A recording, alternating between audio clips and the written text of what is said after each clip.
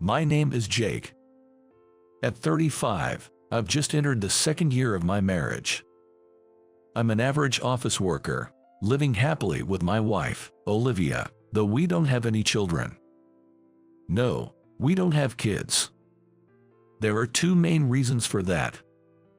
One is that Olivia is infertile, and the other is that I don't want children. These reasons led us to decide not to have children.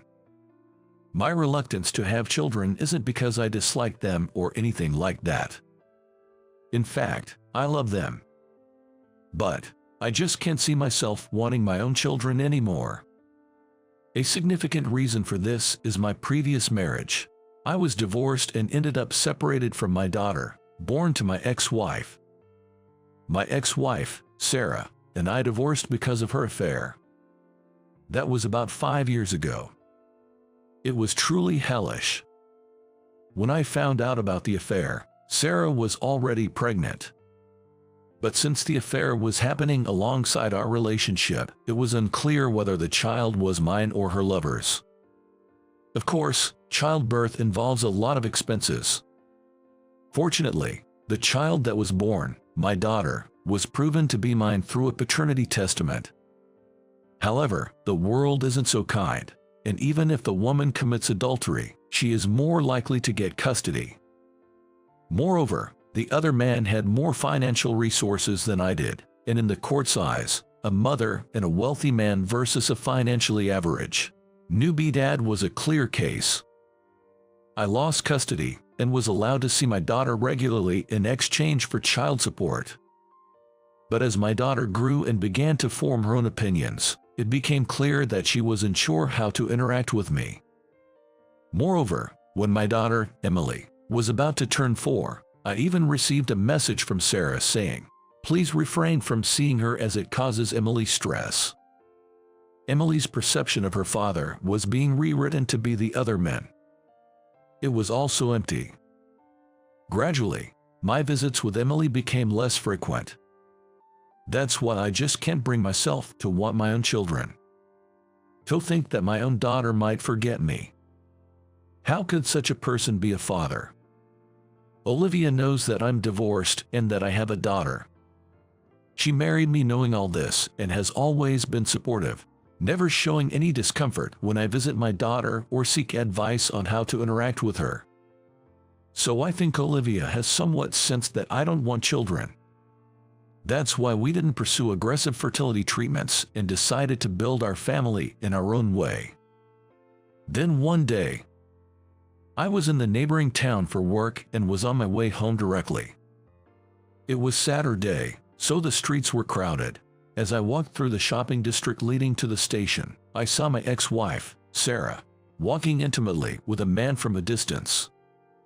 That guy was her affair partner. They were talking happily, and Sarah was holding a small baby in her arms. They've had a second child. But that's no longer any of my concern. Sarah should enjoy her happiness, and I should enjoy mine.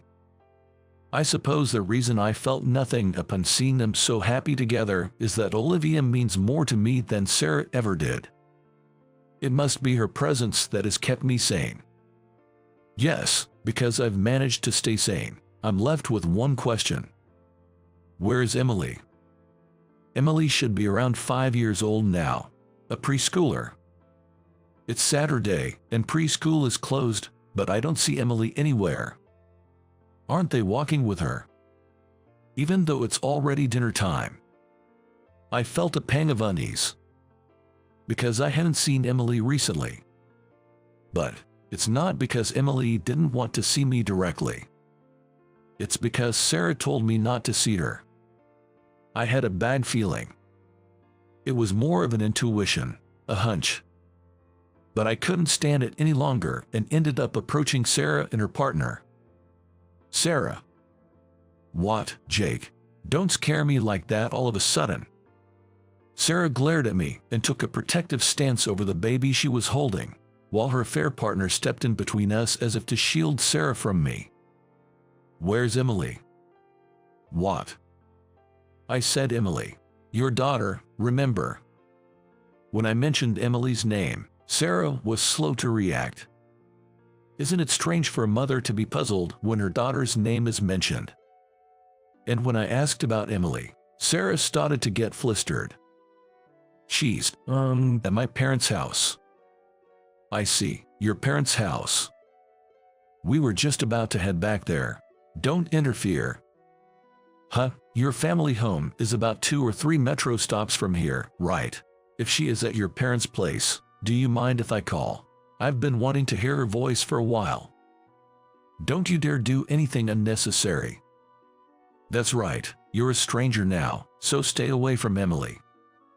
The moment I attempted to make contact with Emily, both of them started yelling at me with great intensity. They glared at me without even caring that the baby they were holding started crying. Their reaction made me think there was something more to this. But I knew arguing there wouldn't help. Fine. I'll go through the formal procedure for a visit then. Make sure you let us know in advance. We have our circumstances and preparations to consider. Is there a reason they can't let me see her all of a sudden? Feeling almost certain about the suspicious behavior of the two, I left the scene for the moment.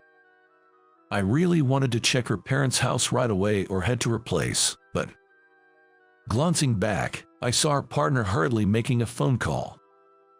If I start digging now, they might just cover up any evidence. So, I decided to take action a week later. 1 week later, I headed to Sarah's house. I might be turned away at the door, but it's better than doing nothing. With that thought, I went to her place, but there was no sign of anyone there.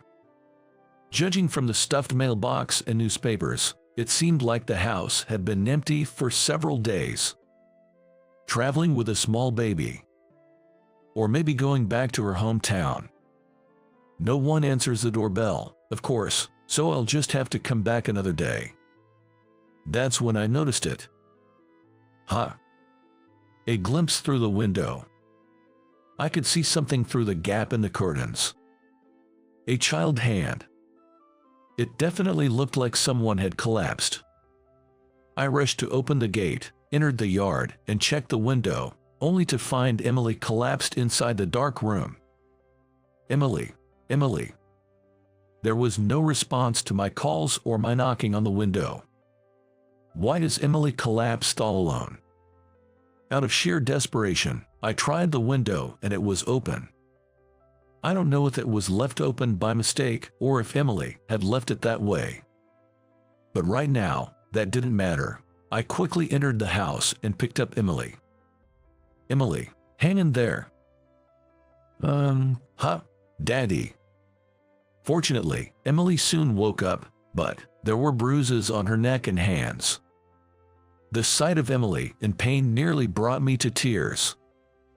No, there's no time to cry. I need to take Emily to the hospital immediately and call the police. This is clearly abuse. Daddy, please don't tell the police. What? I hadn't said anything out loud, but perhaps sensing something, Emily clung to me tightly and pleaded. Mommy will get in trouble if you do. But your mom is doing terrible things to you, isn't she? No, you can't. No.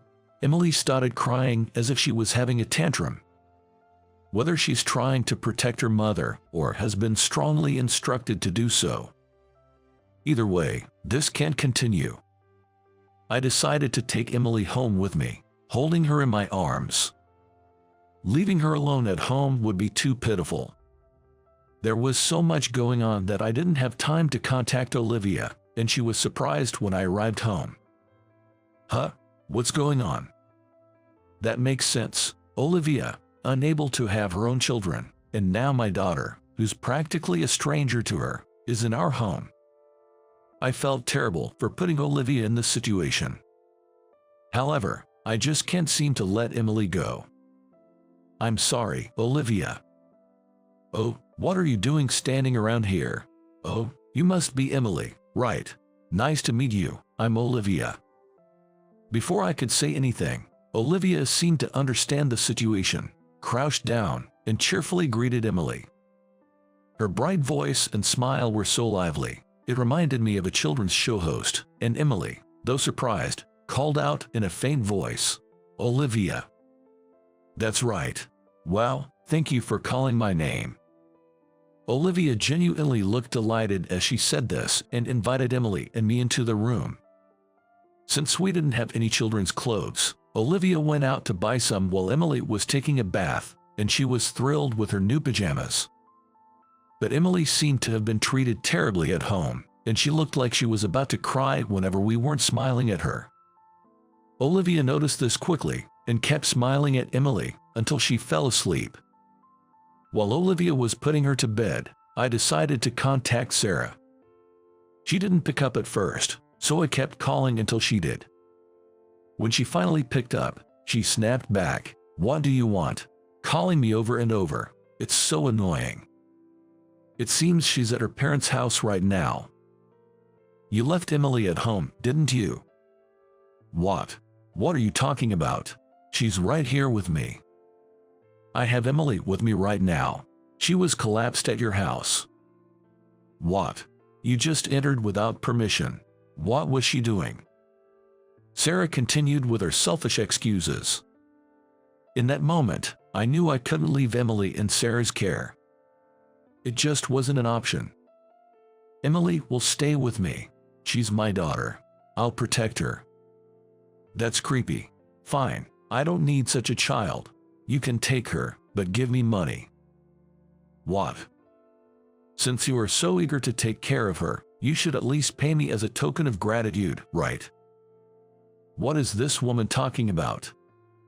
Is she really trying to trade her own daughter for money?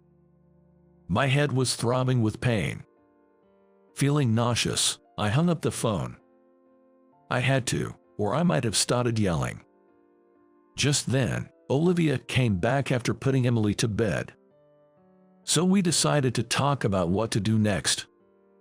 "I'm sorry, Olivia, for doing this without consulting you." I apologized to Olivia and explained the situation, but she lightly smacked me. "Where's the need to apologize? You protected Emily. Be proud of yourself." "But I might be causing trouble." "Bring on the trouble. We're a couple, aren't we? It's not a bother at all." Olivia said this with a smile, and I felt so outmatched by her. But there was still one problem. First, we need to contact Child Protective Services. Huh? It's not huh. This situation is practically no different from kidnapping. Even if you're her parent, you don't have custody rights. Olivia's point made me realize the gravity of the situation. Right, legally, I'm a stranger to Emily. It could become a big issue if it's brought up later. I understand. I'll go talk to them soon. But even as I said that, I felt uneasy. I couldn't take time off work the next day. It was all too sudden, and I could only manage to get time off the day after next. That means Olivia and Emily would be alone together for a day. Today was fine because it was sudden, and I was still here. But from Emily's perspective, she'd be alone in a strange place with a woman she doesn't know. Honestly, I was filled with nothing but anxiety. It's not that I didn't trust Olivia, but you can never fully predict a child's actions. So the next day, as I went to work, I was restless. I managed to talk my boss into letting me leave an hour early, but I was still on edge the whole time. Is Olivia doing okay? Is Emily not crying? I was filled with such worries. When I finally managed to leave work, I hurried home at double my usual pace. But when I got there, Monster Liv is going to eat you up. Monsters are so scary. The first thing I heard when I got home was the sound of laughter. Olivia was chasing Emily around the living room. Ha, they're getting along surprisingly well. Ah, Daddy, welcome home. Welcome back. I'm home. You two are getting along so well. Even though I should be happy to see their bond, I was just standing there in shock. I mean, aren't they getting along even better than I do with either of them? Emily was all smiles, and Olivia looked so refreshed. My worries seemed to have been for nothing. Emily ate her lunch properly today, and Dr. Smith from the hospital said it's okay for her to run around inside the house as part of her rehabilitation.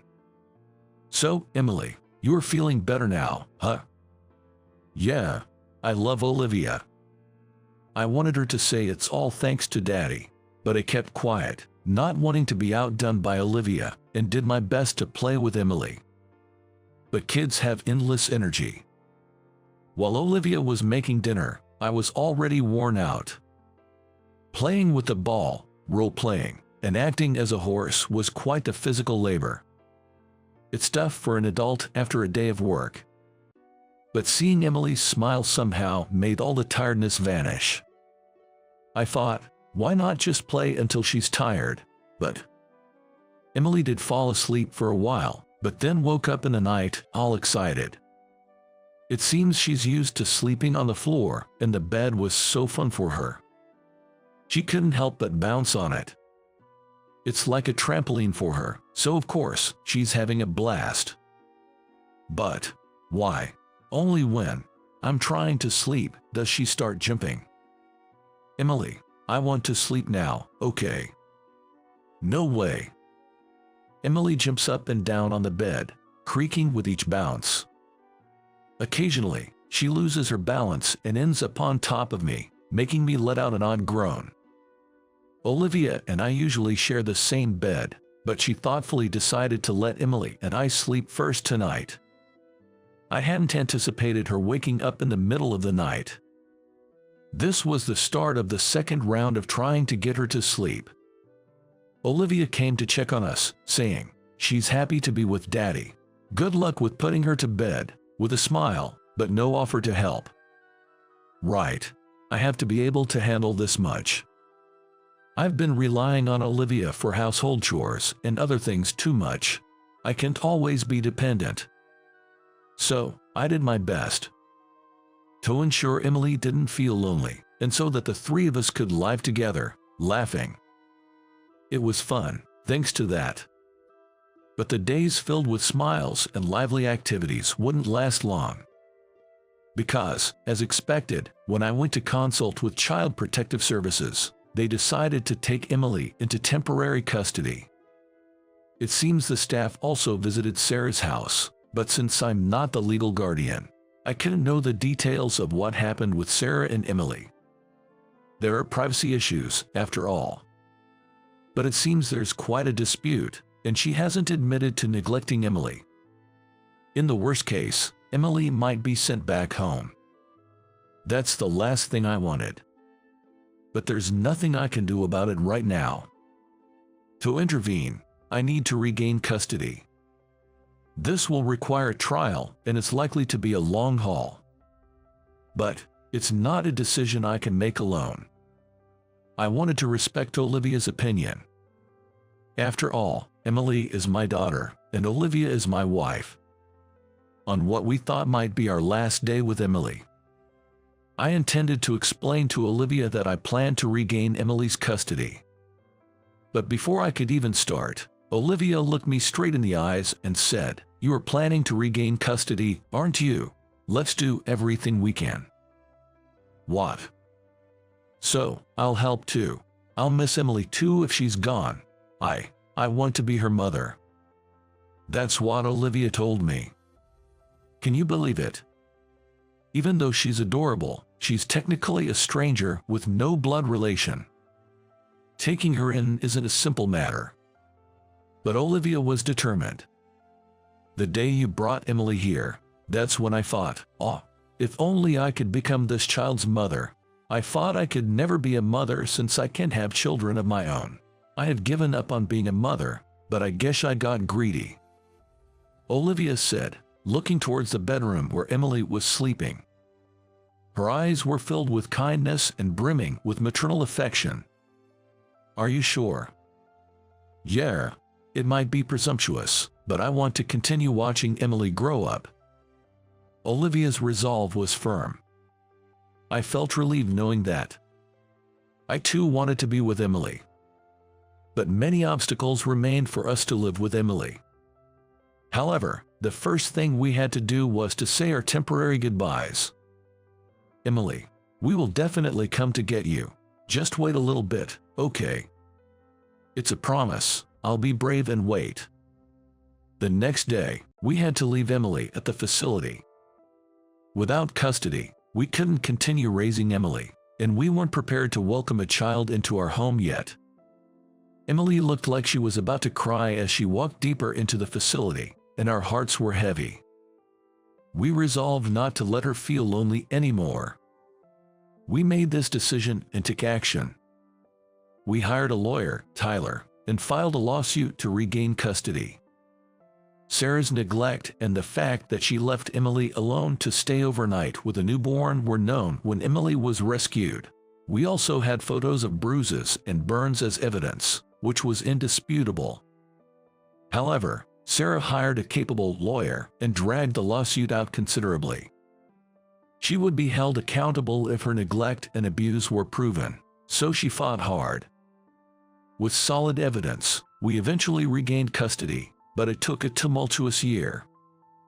Tyler said we were lucky it only took a year. We had been visiting Emily and having her home temporarily during the trial, but bringing her home now felt like a long-awaited reunion.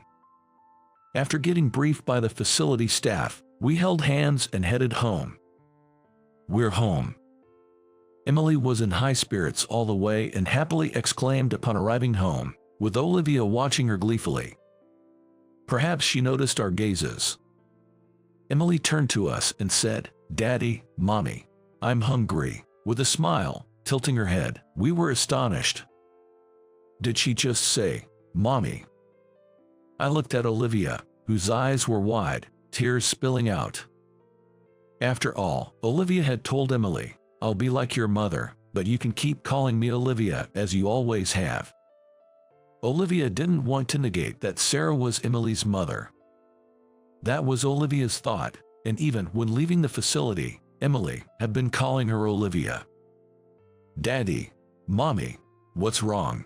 Does something hurt?" "It's okay, I'm just a little too happy." Olivia hugged Emily tightly, tears streaming down her face quietly. Emily, in turn, patted Olivia's head, saying, "Pain, pain, go away," as if to comfort her. Emily probably doesn't understand why Olivia is crying. But it's clear that Emily has accepted Olivia as her mother. That's why, upon returning home, she naturally called her Mommy. Realizing this, I couldn't help but cry tears of joy myself. It took a long time, but we finally became a family. I'm overwhelmed with happiness and contentment. I hope this happiness lasts forever. With that wish in my heart, I reaffirm my commitment to protect my family. I canceled your reservation for you. What? That's... On the day of the eagerly awaited company trip, I was perplexed upon arriving at the meeting place. No one was there. I called my boss, Adam, to check what was going on and received the response I just mentioned.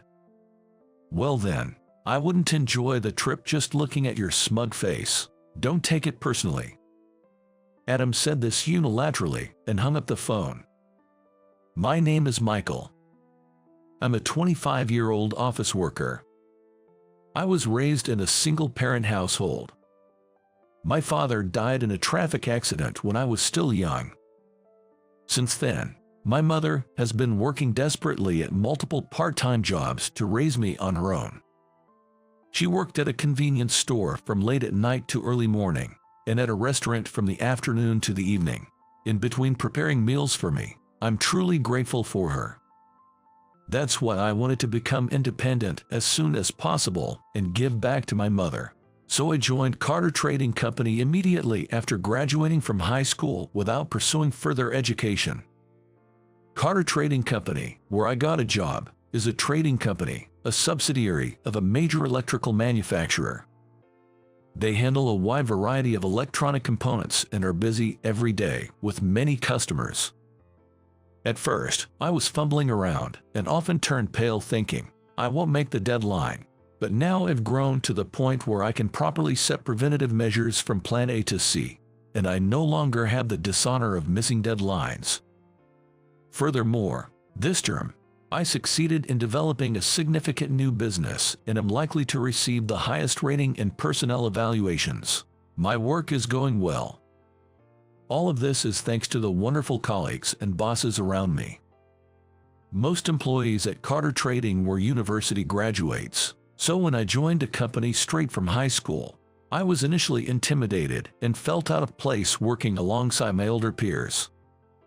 However, my colleagues and bosses never looked down on me for being a high school graduate. Instead, they were kind, saying, "You work hard for someone so young. If you have any troubles, feel free to talk to us." This made me feel secure and allowed me to work comfortably. Now, I am leading a project team for new business sales and managing 3 subordinates. My career should have been smooth sailing. But since joining the company, there has been one person who has always treated me harshly, causing me trouble. His name is Adam Patterson, the son of the company's president, John Patterson, and my direct boss. He is overly obsessed with being the president's son and looks down on everyone, whether they are his superiors or subordinates, with a terribly biased mindset. He always ridicules me as a high school graduate and an incompetent with low education, and takes a high-handed attitude, emphasizing how capable he is and that I should work for him. Colleagues and even higher-level managers like department heads are troubled by how to deal with him. One day, while I was working overtime alone for the next day's tasks, Adam approached my desk with loud footsteps. "Hey, Michael." "Jess, what is it, Adam?" "You screwed up the parts order for Company A. Fix it right now." But Adam, aren't you in charge of Company A?"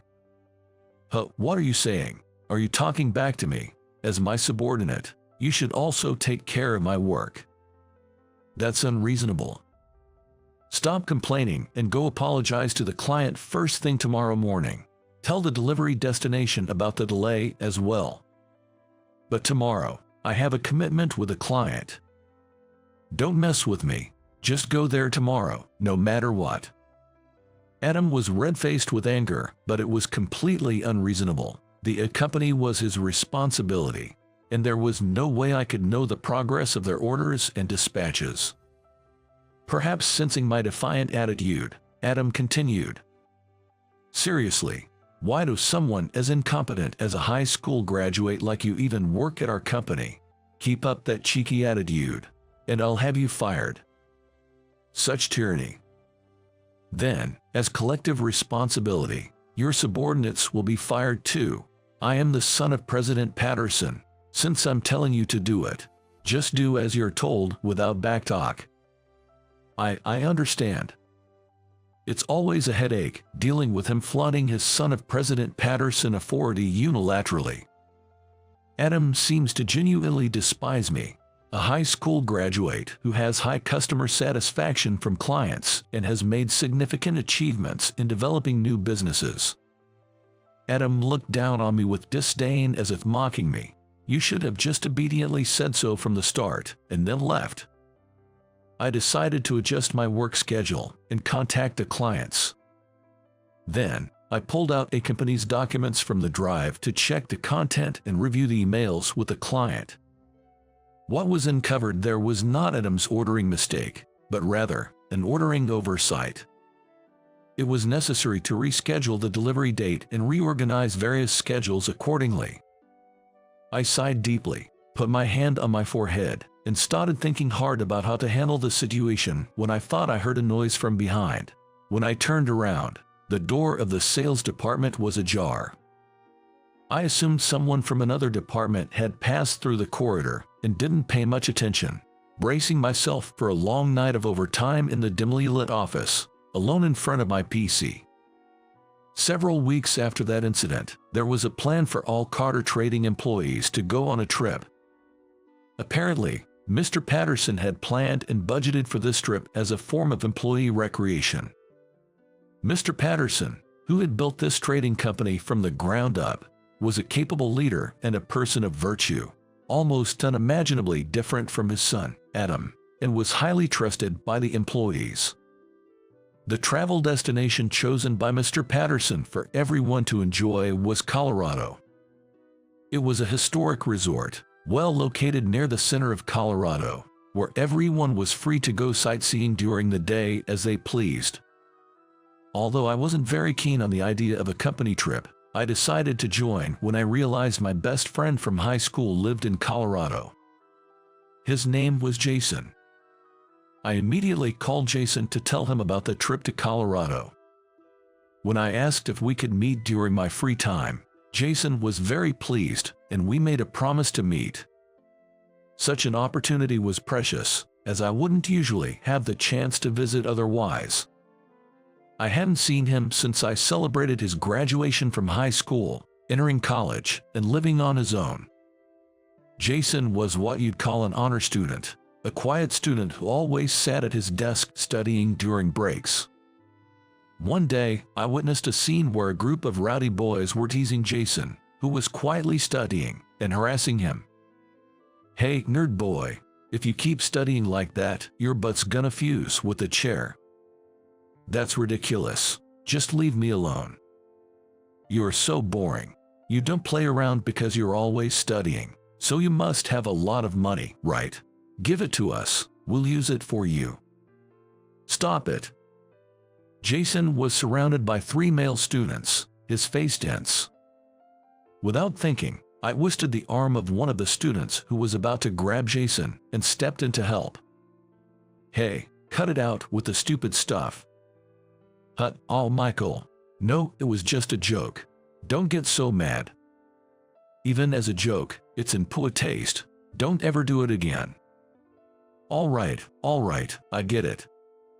Having been raised by a single mother and often teased about it, I had a bad look in my eyes and was frequently challenged to fights, but I always stood my ground and won, which made the rowdy guys fear me. When I glared at them, the entire rowdy group ran off with their tails between their legs. Jason was very grateful for that incident, and that's how we started talking and became good friends. Despite coming from different family backgrounds and having different goals, Jason and I strangely clicked and got along very well. At that time, I was desperate to get good grades to secure a decent job to reassure my mother, but I wasn't very good at studying and was struggling with things I didn't understand. When I shared my troubles, Jason said, "If I can help," and started teaching me. "Hey, Jason, there's something I don't get in math. Do you know how to solve this?" "Oh, for that you use this formula." "Ah, I see, thanks. You really are amazing, Jason." "It's nothing really." "Well, the university you're aiming for is super tough. Are you sure you should be spending time on my studies?" "Of course. Besides, teaching others deepens my own understanding, so I'm grateful." "Haha, I see. That's good then. I'll even raise my grades for the recommendation letter for job hunting." "Go for it. Your mom has been so thankful for the study sessions that she treated me to some delicious meals. I really hope your job hunting goes well and makes her happy." "That's the plan. I want to make life easier for her as soon as possible, but I also want you to succeed in your university entrance exams. Just make sure not to overdo it." This is how we hit it off and began studying together. We visited each other's homes, studied at McDonald's or family diners during our breaks, and even played games together. Thanks to Jason, my high school life was very fulfilling.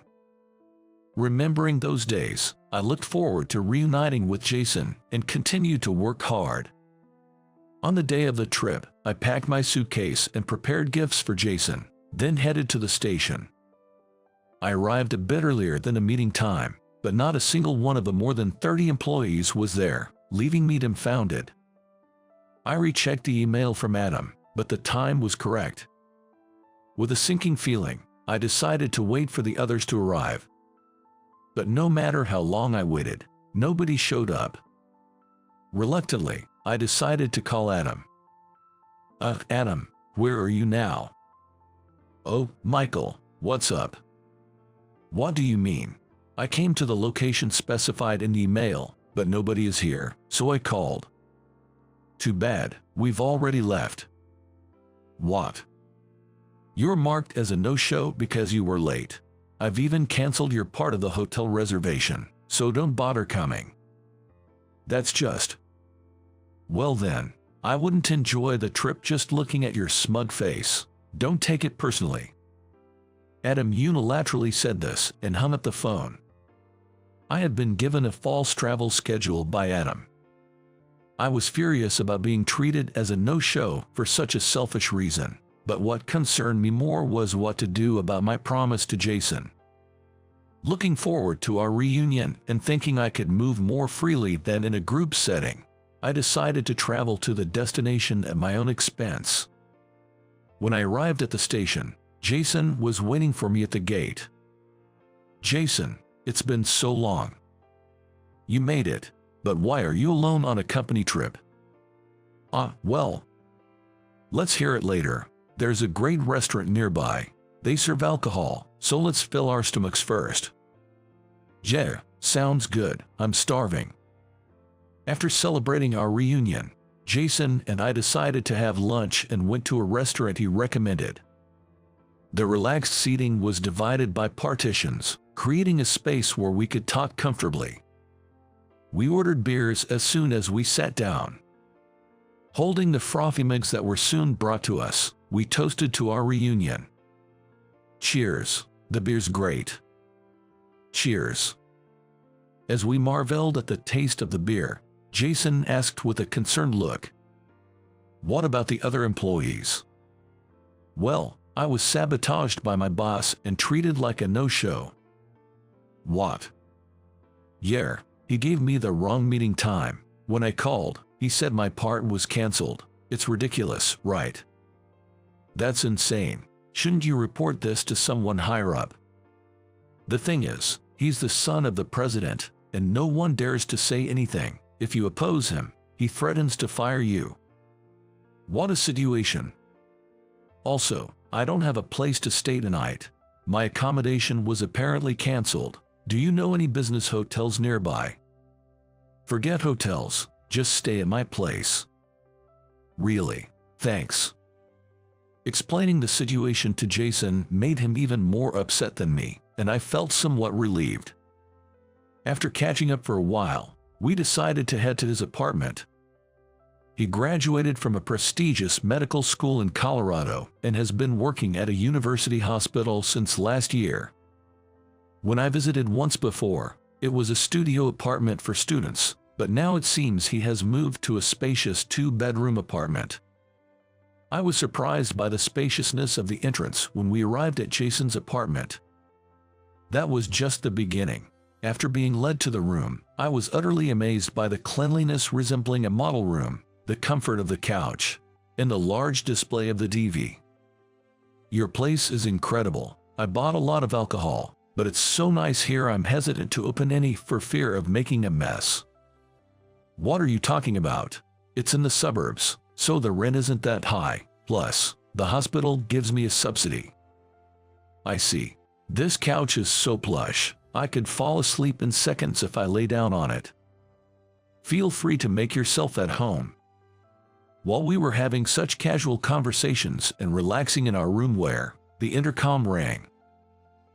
They're finally here. "Guests?" At my question, Jason gave a sly smile. He unlocked the entrance, and after a while, the doorbell rang. When Jason opened the door, Mr. Patterson and Adam from my company were standing there. "I've been expecting you, Uncle." "And Mr. Patterson." "Michael, weren't you supposed to be sick?" "Yeah."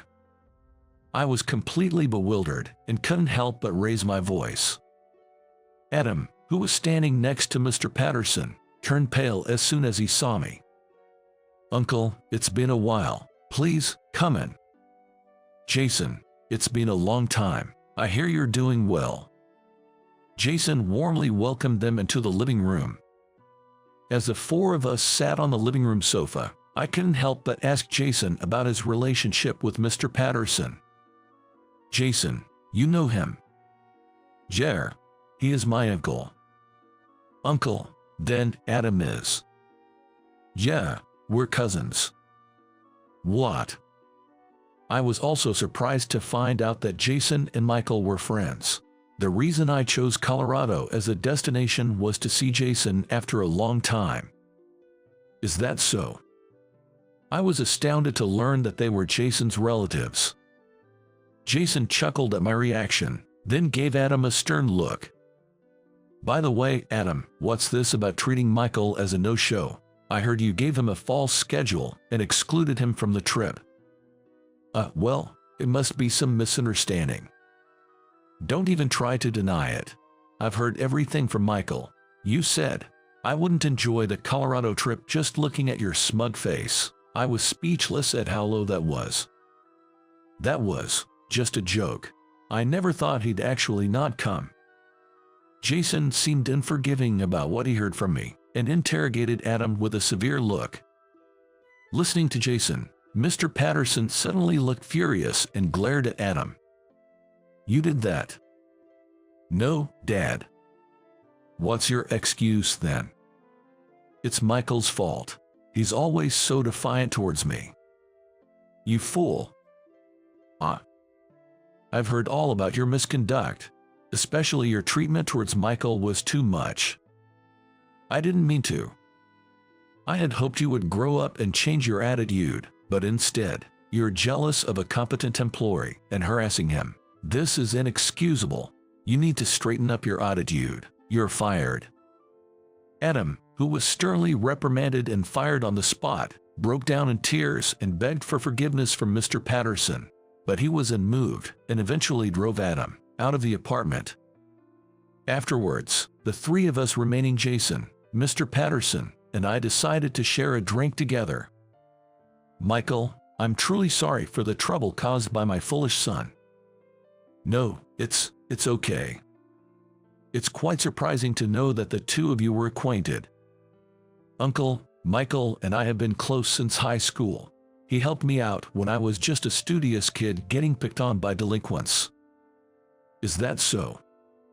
Michael was not only good at studying, but he also joined your company because he wanted to ease his mother's burdens as soon as possible. He's serious, responsible, can't ignore someone in trouble, and is a genuinely kind and generous person. I see. I've actually been keeping an eye on you as well. Really?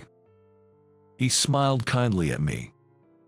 You're diligent in your studies, trusted by our clients, and even the presidents of partner companies speak highly of you. Thank you for your hard work. That's an honor. I've also seen you working hard late into the night, on multiple occasions. Really? I'm getting on in years. I've been thinking it's about time to groom a successor and consider a transition. Is that so? Michael, I would like you to consider taking over as the next president. What? Of course, I don't mean right away. As you've seen, my son turned out to be quite the disappointment. I want the company to be in the hands of someone who can build trust with our clients, someone like you. I was so astonished by his words that I couldn't find my voice. Jason then teased me. Good luck, Mr. Future President. Hey, Jason. Don't worry, you can do it. With Jason's encouragement, I accepted his offer. As the appointed next president, I committed even more diligently to my work, aiming to quickly become a trusted leader and create a more accommodating work environment